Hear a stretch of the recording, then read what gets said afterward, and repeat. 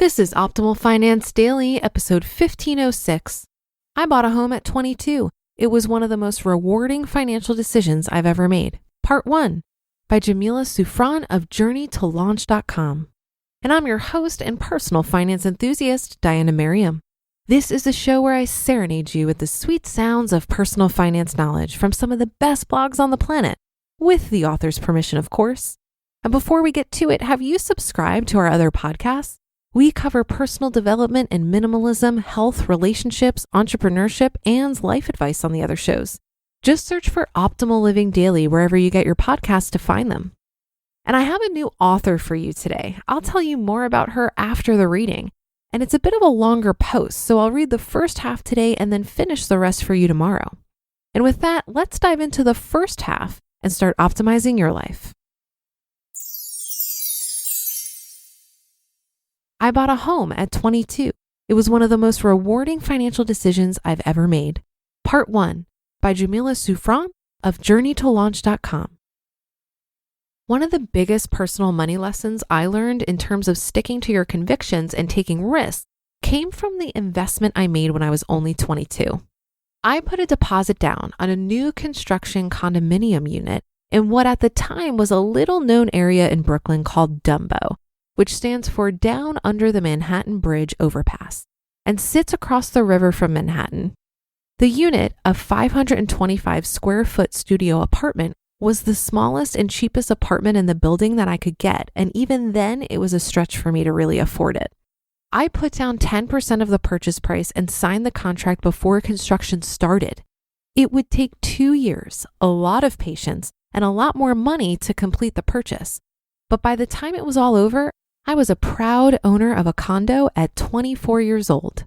I ended up moving in and living in the unit until I moved out a few years ago, and I still own and rent it out today.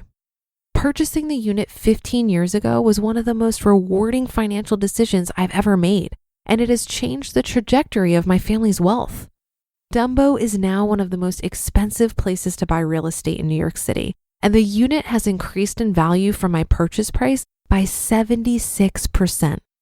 Today, I run Journey to Launch, a platform dedicated to helping others achieve financial freedom.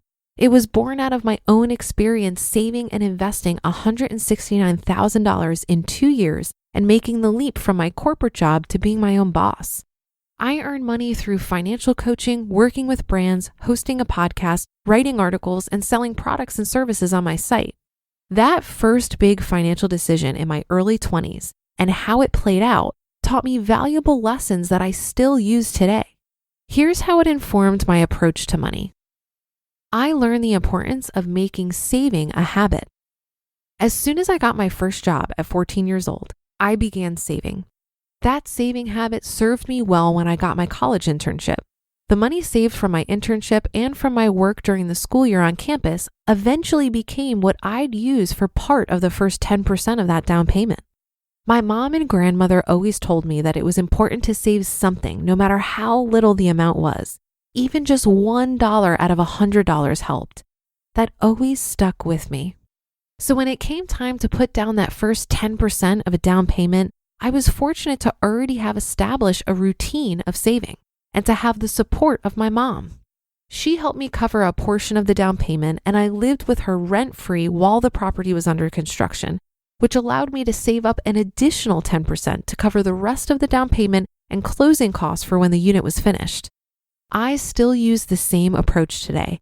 I set a savings goal first, automatically save a portion from my check, and then put the rest towards my everyday expenses, rather than paying for my expenses and then just saving what's left over.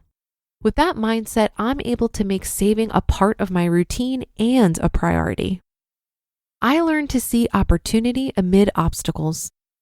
Back in 2005, the minimum multifamily home purchase price in a desirable area was close to $1 million, which was way out of my price range. Discouraged, I thought I'd never be able to own property in the neighborhood I'd grown up in and loved. I'd even considered buying something in New Jersey since price points there were more affordable. Then one day, while I was searching for properties online, I came across an advertisement for a new high-rise condominium development in Dumbo. Even though I'd grown up in Brooklyn for most of my life and it was less than 2 miles from where I lived, I'd never been to the area. Back then, it was just an unfamiliar location extremely close to Manhattan with a lot of promise. Studios and one-bedrooms at this new development ranged from mid $300,000 to $500,000, which was still a little bit too expensive for a soon-to-be college graduate like myself.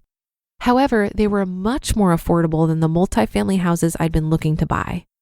Once I went to the developer's sales office and saw their vision for the area, it resonated with me, and what had been a backup plan became something that I really believed in. Knowing that I had to act fast in order to secure a unit, I chose the lowest price studio apartment available.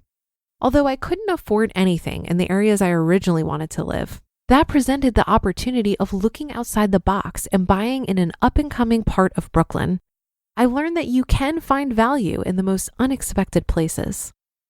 To be continued. You just listened to part 1 of the post titled, I Bought a Home at 22. It was one of the most rewarding financial decisions I've ever made, by Jamila Souffrant of JourneyToLaunch.com. Thank you, Jamila, our newest author, to join our ever-growing list. She has over 135,000 dedicated journeyers in her community. And her mission at Journey to Launch is to help you eliminate debt, save more money, and increase your net worth so that you can ultimately achieve financial freedom and independence. A perfect fit for this show. So thank you to Jamila for letting us share her work. You can hear more from Jamila on the Journey to Launch podcast and stop by JourneyToLaunch.com for a lot more. What I love about Jamila's story is that she demonstrates how tiny habits consistently deployed can lead to big results. I'm reading a book right now called The Richest Man in Babylon, and one of the points repeated over and over and over in this book is to save 10% of everything you earn, no matter how small, and put it to work in earning more money through investing. This is the key to building wealth because your money is always going to be better at making money than you are. And the main thing you need to grow these investments is time. Time is the fuel of an investment fire. I had the mindset when I was younger that I would save and invest when I was making more money. I think this is the biggest myth we tell ourselves when it comes to money. I'll figure it out later. But the reality is that compound interest will not wait for you. She's too impatient and simply doesn't have the time. So I really commend Jamila here for starting so young. Yes, she made sacrifices, but living with your parents in your early 20s in order to save and invest is a hell of a lot better than moving back in with your parents in your 30s because you didn't save and invest. I also like the patience Jamila demonstrated in this investment. Not only did she sit tight for the 2 years it took for the condo to be built, but she also had patience to wait for the neighborhood to turn around and allow her asset to appreciate. There is always some risk to investing, but the longer time horizon you have, the more bandwidth you also have for risk. Well, that should do it for today. Have a happy rest of your day and great weekend. And I'll see you on the Sunday show tomorrow, where we'll finish up this post and where your optimal life awaits.